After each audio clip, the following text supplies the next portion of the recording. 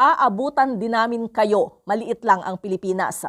Yan ang mensahe ni Pangulong Ferdinand Marcos Jr. sa mga sindikato ng iligal na droga na patuloy na nag-ooperate sa bansa. Sinabi ito ng Pangulo nang inspeksyonin ang nasabat na higit 13 bilyong pisong halaga ng shabu sa Alitagtag, Batangas.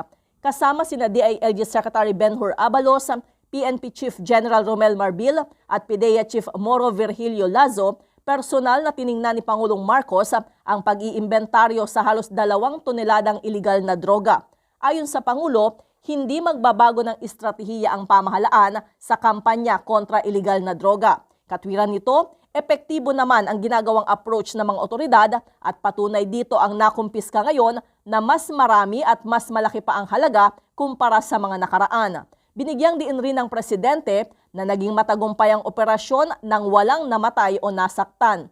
Kaya sabi ni PBBM, magtutuloy-tuloy lang ang operasyon at intelligence gathering dahil ito ang susi para malansag ang mga sindikato at mapahinto ang kalakalan ng iligal na droga sa Pilipinas.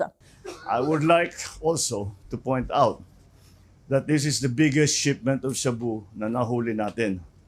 But not one person died. Walang namatay, walang nagputukan, walang nasaktan.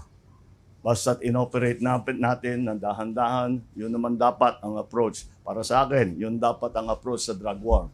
Na ang pinaka-importante is matigil natin ang pag-ship ng mga drugs dito sa pagpasok sa Pilipinas. Pero the one thing that's clear, pinasok ito, hindi ito galing dito sa Pilipinas. Para sa MBC TV Network News, ito si Let Narciso, sama-sama tayo Pilipino.